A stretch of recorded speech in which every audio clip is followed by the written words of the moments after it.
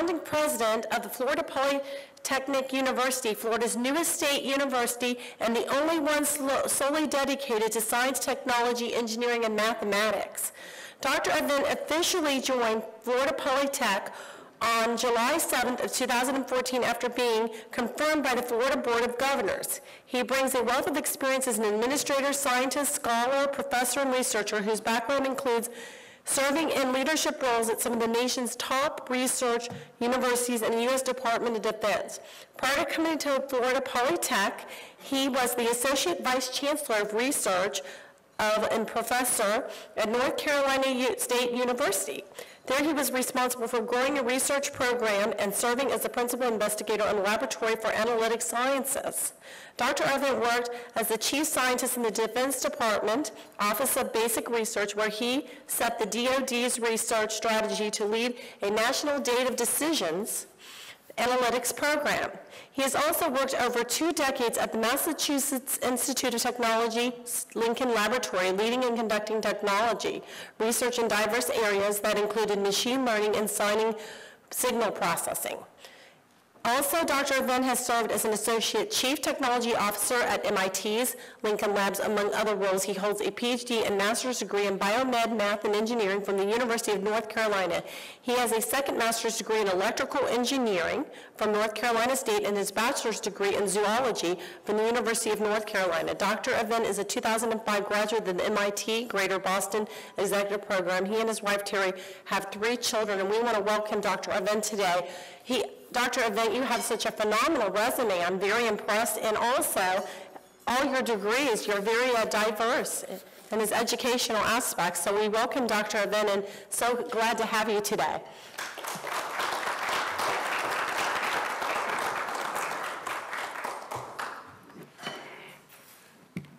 I guess I can just stay right here and do it from here. Okay, let me.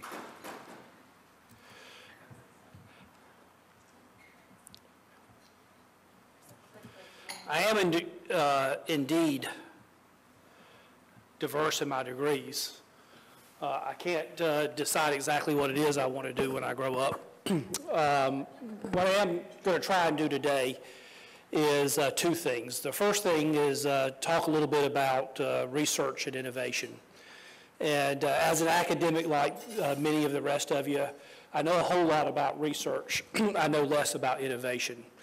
But I'm going to give you what might seem a little bit like a tutorial, and it might be old news to many of you, but at least it lays a foundation for at least what my views are on research and innovation. The second thing that what I'd like to try and do today is tell you about a brand new university just opened its doors this year, Florida Polytechnic University. It's about halfway between Orlando and Tampa in Lakeland, Florida. And what I'll do is tell you a little bit about what we're trying to do at Florida Polytech to address this whole research and innovation niche. Let me start off first with telling y'all something that everyone here, I'm sure, knows more not. Is this in I guess it's in viewer mode, okay. Higher ed is under attack here in the United States, and we can argue about whether it's a deserved attack or undeserved attack, and it's probably a little bit of both. But it's being attacked on both sides, almost every side. We're being attacked by parents, as much as we like to claim that we're a good value, that we have a high return on investment. The fact of the matter is that tuition's been growing 3 to 5% greater than inflation for many, many years, 20 years or so. Education here in the United States has got prohibitively expensive and very difficult now for families to send their kids. What's more is we've transitioned from doing education for education's sake to doing education because we want kids to have jobs. And a lot of the students that are coming out aren't getting jobs, and so they're ending up with large debt and no jobs, no careers. The other place where academia is being attacked fairly heavily is from the government. The government has put billions of dollars into research at universities. They want to see a payout. There's always been a payout from research at universities, but it's usually been direct. The role of the university is to create new knowledge. That new knowledge eventually becomes into products. It eventually becomes to stimulate the economy. But Washington and what a lot of the government's looking for now is a much more direct impact. They're looking for a much more direct tie to economic development than what has been in the past. So that's creating a lot of pressures for higher education.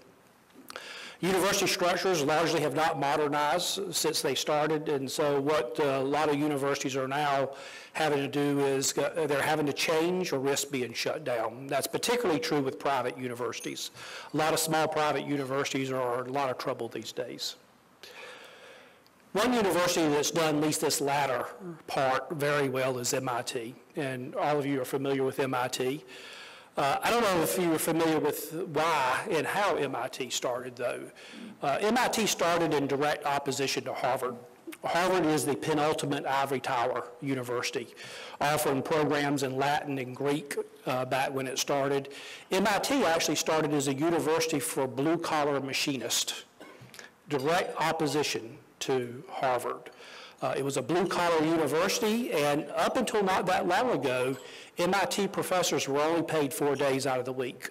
They were forced to go out 5th day out of the week and work in industry. And the reason was because MIT wanted to have a strong connection to industry.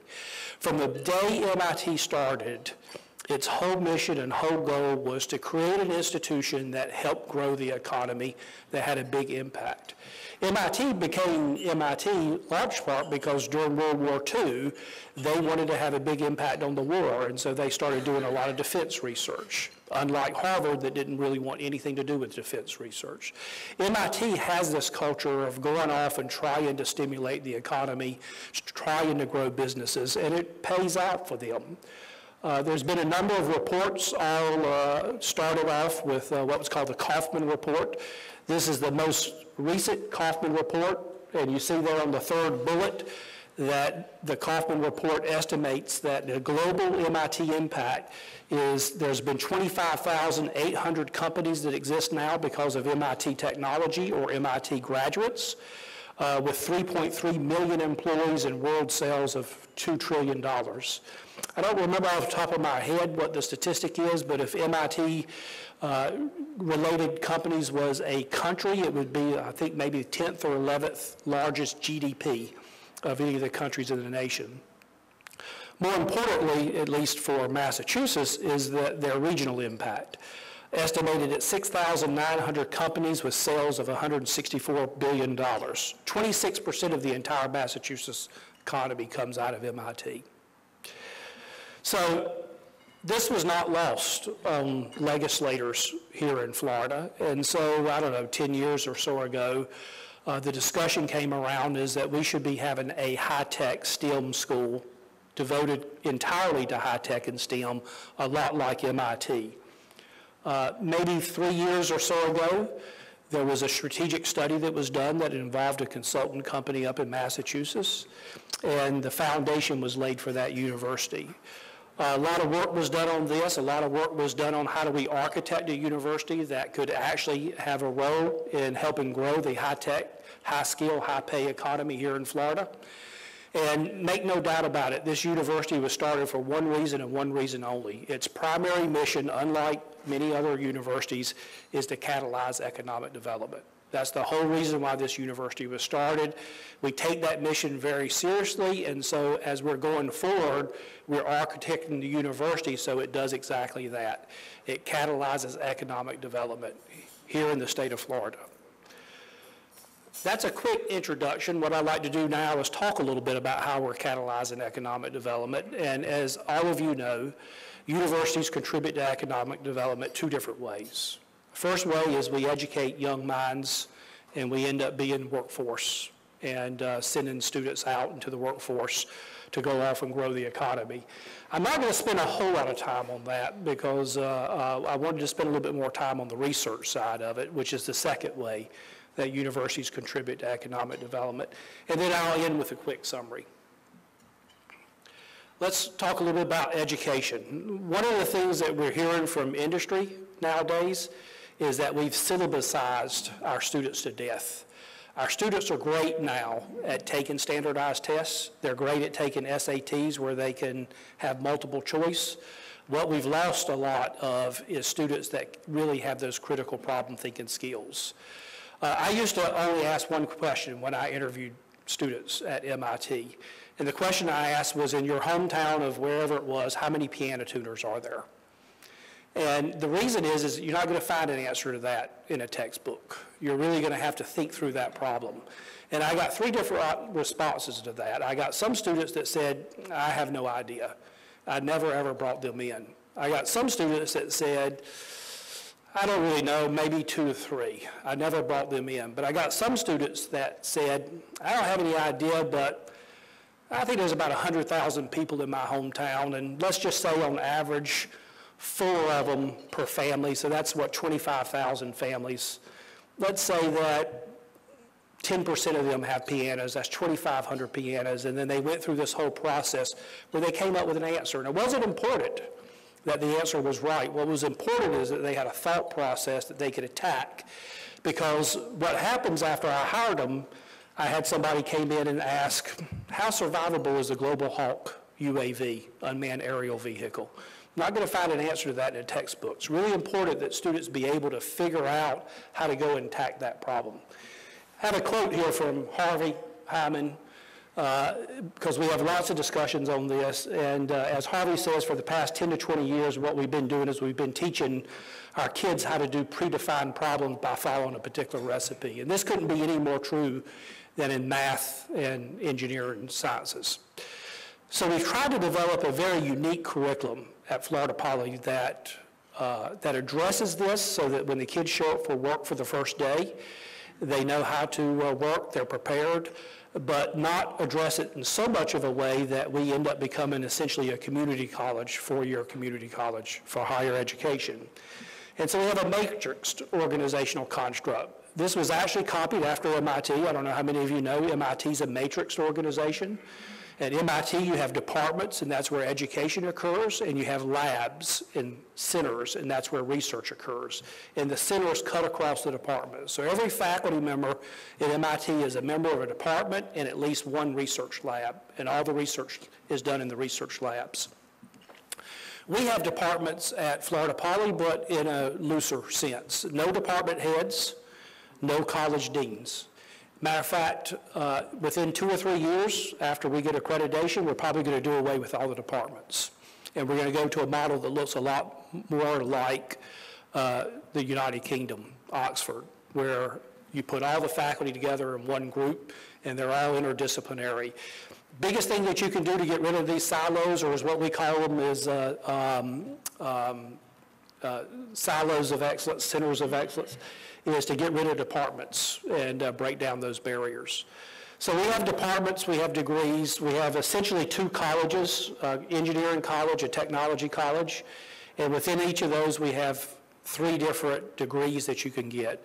We have, these look a lot more conventional: electrical engineering, computer engineering, mechanical/industrial engineering, and the College of Technology, computer science, analytic sciences, and technology management. These are important to have because, like I said, we're not trying to create a 4-year community college. It's really important that we teach our kids theory and we teach them fundamentals. And the reason is because the industry doesn't offer lifetime employment anymore. We have to make sure our kids are lifetime employable. What our kids will be doing a year after graduation won't be the exact same thing they're doing 5 years after graduation. So they have to know the theory, they have to know the fundamentals so that they can adapt. The problem is that what we do now is we take students and we give them a linear algebra problem. We tell them to go do the odd problems on page 346. They go read the chapter before that, and they sit down and they do it by themselves on that particular discipline. When they show up for work the first day, they're given a problem that maybe they don't even know what the problem is. It's just some fuzzy, ill-defined problem. They're asked to work together in a team with other people, and they're asked to integrate everything that they've learned throughout college to solve that problem. So the way that we're addressing that and getting the kids used to it is we have concentrations. Concentrations cut across the disciplines much like research labs cut across the disciplines at MIT. Concentrations largely are application areas, healthcare informatics, cloud technologies, cybersecurity, digital games, nanotechnology, and we have a number more than that. Those concentrations are things, by the way, that we can shut down. Everything at Florida Poly has an expiration date. We'll run this concentration for 5 years, and then we'll close it, shut it down, and add a new concentration. We'll continuously refresh the university. Those concentrations will always be in areas that we think are the fastest growing high-tech areas in the country, so that we're keeping the students coming out of the university fresh. The other thing that we're requiring our kids to do is to do practicums, design-based practicums in those particular concentrations every year. Rick Miller from Olin College, I don't know how many of you are familiar with Olin College, but Olin College is a lot of how we model ourselves. Has this interesting saying where he says that if music education was like engineering education, then piano majors would come in and learn the theory of music for 3 years, and in the 4th year they would sit down for the first time and play a piano. And that's what we do with engineering education these days. We come in, we force the kids to go to class, we force them to go home and do homework for 3 years and learn the theory of engineering, and then in the 4th year we do a senior design capstone project, and that's the first time that they've actually sat down and tried to really solve a problem. So what we're doing is we're trying to turn that up on the edge. We're trying to bring these kids in and give them projects every year within their concentrations. One of the really interesting things, if you go around and ask our kids what they're majoring in, I have not had a single one of them tell me electrical engineering, computer engineering. They always tell you the concentrations. I'm majored in cybersecurity. I'm majored in digital games. Where are we getting these practicums from? They're going to come from 3 different places. The first year, just because we're starting out, the practicums largely came from the faculty. There were ideas that the faculty came up with. But one of the things that you'll see in the next section is that we have a lot of industry partners. And what we're asking the industry partners is to come to us with your problems, and then we'll give those out to the students. The students will sign non-disclosure agreements with the industry, so the industry's comfortable revealing their problems to them. And then the students will go off and work on those problems as part of their practicums. The other thing is we have students that actually have their own ideas. They have their own companies that they want to create, and so we're letting them do it. Matter of fact, I had a student come to me at the end of last semester in December, and he had built, as part of a national competition, a 3D printer that would print itself when he was in high school. And what he really wanted to do was he wanted to build a 3D printer that printed a building that could be used as a hack space for the other students. And so we're working with this student now to actually fund him to go off and build, not a building for a hack space, but we'll start off with a doghouse, something a little bit smaller. So this is what our curriculum looks like. What I'd like to do now is move on and talk a little bit about research. And again, if this seems a little bit too tutorial in nature, I apologize, but I thought that what I would do is I would start kind of from the beginning so you could see at least where I'm coming from on the research side. Everybody, I'm sure, here in the room is familiar with Vannevar Bush's Frontiers of Science. Of course, this was a seminal work that was done right after World War II. Vannevar Bush was very important in the use of technology during World War II, and he basically used a model for the Office of Naval Research to go off and advocate for the National Science Foundation. He put forth this model in Frontiers of Science, which is that you do basic research first, applied research follows basic research, and then technology development follows applied research. Academia, by far and large, really fall within those first 2 blocks, basic research and applied research. Spending 2 years in the Defense Department, you would be amazed at how many people do not understand the difference between what basic research is and applied research. What you'll be more amazed is that many of them are in academia. Going from Defense Department, where I really studied research, to a university, I had lots of faculty to tell me they're doing basic research when in fact it was not. It was applied research. The biggest difference between basic research and applied research is if you're trying to solve a problem, you're not doing basic research. That's the biggest thing. This model has I don't want to say it's been under attack, but ever since this has come out, we've had scholars trying to come up with better models for this that better describe the process. This is not a perfect model, and there are some problems with it, which I'll get to in a second. But one of the ones that you hear the most about is called Pasteur's Quadrant, which was described by Donald Stokes from University of Michigan. And what Donald Stokes said is that it's not really that linear model, it's much more of a two-dimensional model. And on the y-axis, or at least the rows, is it a quest, is what you're doing a quest for fundamental understanding? And the columns are, is it considered, do you take use into consideration when you're doing it? So you can't see those, unfortunately, but the top left quadrant is, it is a quest, yes, it is a quest for fundamental understanding, and it is not inspired by any use. And that's pure basic research. That's Bohr's study of the atom. Bohr had no problem in mind when he went to study the atom. He was studying the atom because it was curiosity. He just wanted to know how an atom worked. And that's generally what we think about when we talk about basic research. It's a quest for fundamental understanding, to characterize something, to better understand it, but there is no use in mind. It's curiosity driven. It's not problem driven. The lower right-hand quadrant is what we generally talk about, pure applied research. And that was Edison. Edison wanted to build a light bulb. Quite frankly, Edison could care less about the physics behind a light bulb. Matter of fact, that's probably why he spent 10,000 times before he actually came up with something that worked. If he had stepped back and probably gone and done the basic research first, so he would have really understood the physics, he probably could have come out with something much, much quicker. Edison's only role was he cared less about the fundamental understanding, he just wanted to solve a problem. That's generally pure applied research. It's when I want to try to solve a problem, but I don't really know exactly how to solve it. There's this unusual quadrant that's up there at the upper right, which is use-inspired basic research, and that's Pasteur's Quadrant. Pasteur had a problem in mind. He was concerned about germs, and he knew that he wanted to do something about it, and that would create a product that he could sell. But he really wanted to understand the underlying microbiology before he went off and solved the problem. So that's use-inspired basic research, and quite often we don't hear as much about that particular quadrant. And this will become important in a little bit. I just wanted to introduce these terms. Getting back to the linear segregated model that Vannevar pushed forward, he really talked about those first three blocks, but I don't know, 20, 30 years ago, NASA came up with something called the technology readiness level that took it further all the way from basic research all the way to a product being designed and marketed. The TRLs, many of you familiar with TRL levels? There's 9 TR levels, and basically what it does is how mature is a technology going towards a product. There's two things that we found from looking at this model.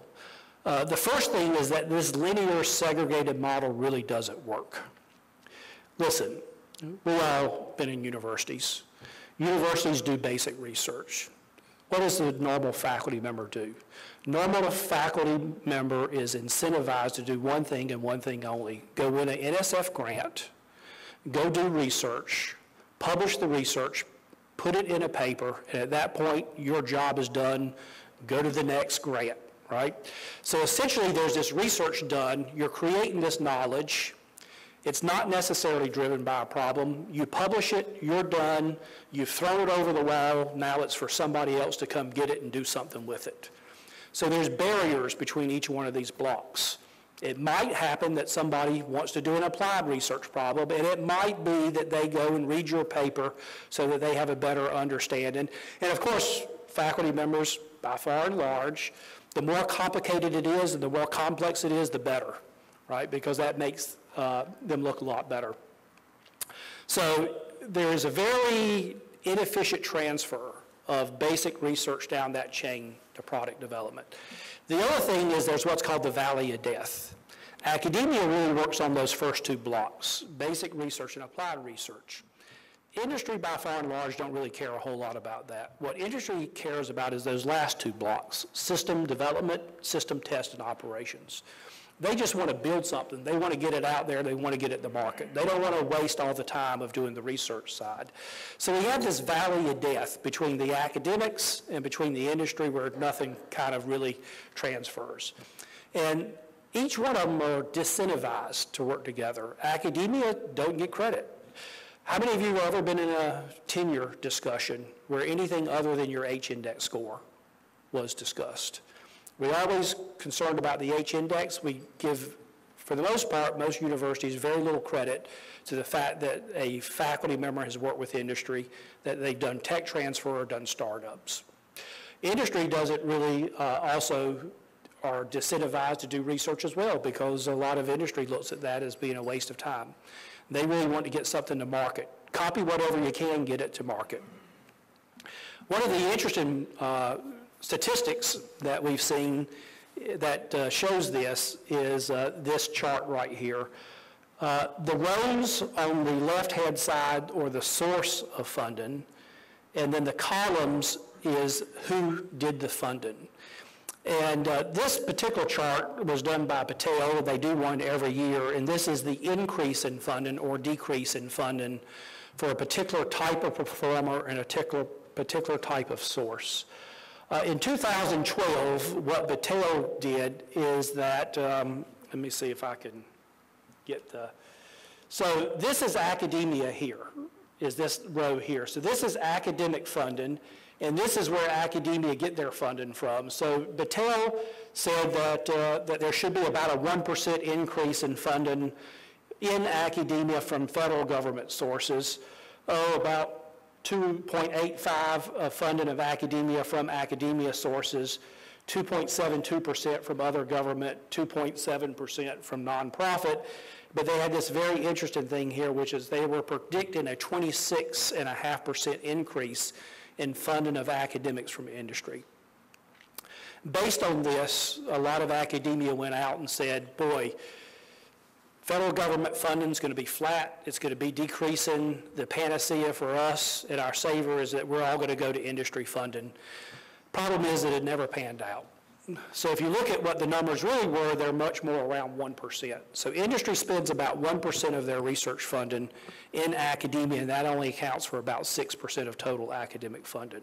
So we've been talking a lot about how universities can go and get much more industry funding, but the fact of the matter is that we haven't been able to execute any on that. And part of that is because we have different incentives. And a lot of that has to do with this linear segregated model. One, I think, domain that's making a lot of progress on getting past this linear segregated model is the medical domain. And medical has gone to something that they're now calling a translational research. In this translational research model, on one side, on the far left, right-hand side, you have end users. And for the medical community, those end users are clinicians. Clinicians are in the field, they're treating patients, and they're making observations every day. A lot of those observations they don't understand. The question is, how do you tie that back? Because a lot of those observations end up being problems. How do you tie that back to any kind of academic research? Academic research is on the far left, doing fundamental research. And what the medical community and the biology community has come up with this field, systems biology and computational biology. Those are systems people. Those are people that can answer that piano question that I just talked to. What they can do is they can tie those two communities, the end users and the fundamental researchers together. So they can look at the observations of the clinicians and they can go back because they understand the end use and they also understand the fundamental research. They can tie those together and make models of how those observations are being explained through the fundamental research. That's the same thing that we're trying to do over in the high-tech industry, is to take systems and technology people that really understand the end user, and the end user in this case is industry, and be able to tie that back to fundamental research. And so that's one of the big things that we're trying to do at Florida Poly. Now, here's the one that I want to spend a little bit more time on. As you all know, there's two ways to do this, right? The first is generally referred to as top-down. The bottom is referred to as, or the second is referred to as bottoms-up. Top-down, also known as application pull. I think some people in the marketing community call it a outside-in looking corporation.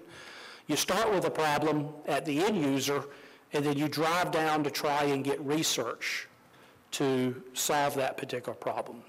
What we know from looking at this is that top-down approach is a very predictive approach, but it results in incremental technology. It results in improvement. It never results in anything better than what you hope to get out of it in the first place. Top-down is invested in a mutual fund. It's stable. You're going to get a return on it. It's efficient, but the return's never going to be big. As I tell people, top-down approach is how I go shop for socks. I go to the store, I go right to the sock aisle, I pick up the first pair of socks, I pay whatever the price is, and I leave. It's a very efficient process. I get exactly what it is that I want, but I never come home with anything better than a pair of socks. Bottoms up starts with fundamental research. And then at some point, you have a translational researcher or a systems person that understands that that fundamental research could actually have some value, marketable value, and then they push it from the bottom up. It's also referred to as tech push or inside-out looking corporation. It's random. It's very inefficient, right? It's high risk. A good number of the things that you go off and do research don't ever end up with anything useful. But when it does, it's transformational.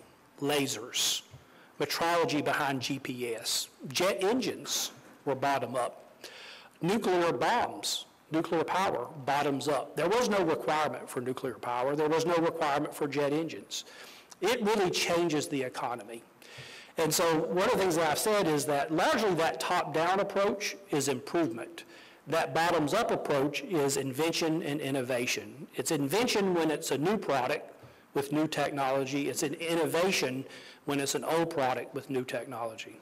By the way, bottoms up is how my wife shops for socks. She goes to the store. The socks place is the last place she goes to.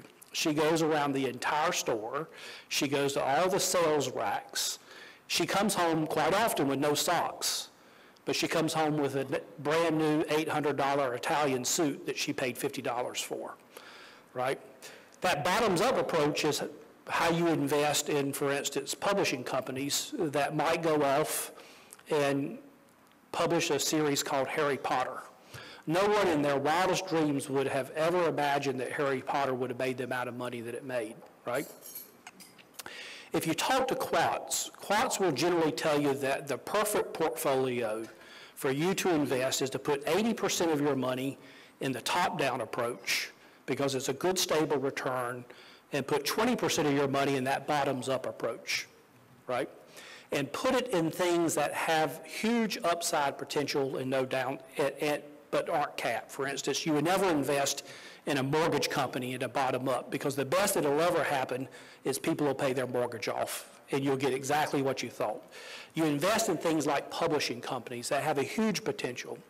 When we were in the Defense Department, and I was head of basic research for chief scientists, we did this 80%, 20% model. We put 80% of our money in this top-down approach and 20% in the bottom-up.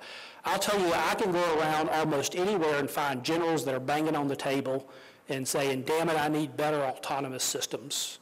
And there's a lot of really interesting fundamental research in better autonomous systems. But we will never get anything better out of it than a better autonomous systems. You will never find a general banging on the table saying, damn it, I need better quantum technology. But quantum technology could absolutely revolutionize the Defense Department as well as the high-tech sector. Those are those bottom-up things. Innovative companies, I think, come pretty close to that 80%, 20%. I mean, you've all heard Google, probably one of the most innovative companies out there, and you've all heard that Google researchers are given 1 day a week to work on anything that they want to work on, not inspired by any product at Google. There are some people at Google who tell you that's not quite true, but nonetheless, that's about an 80%, 20% split. I think probably most industry today is 100% top-down and 0% bottoms-up. Universities used to be 100% bottoms-up, 20% top down, but I think we're being pushed now to be a little bit more 80-20 or 70-30, something like that. So how does this all play into Florida Poly? The way it all plays into Florida Poly is we're positioning Florida Poly as being that translational research agent. We're focusing on hiring faculty that are scholar practitioners, faculty that have some industry experience or national laboratory experience. I can tell you there is a huge number of talented researchers at the national laboratories that know exactly how to do that, and that's what we're going after. Breadth to us is just as important as depth. You know, most faculty are very, very deep, but not necessarily very broad. What we're looking for is a combination of depth and breadth. And the reason we're doing that is because we're looking for people that have that big system view. The systems perspective is very important to us because it's going to help us do that translational research.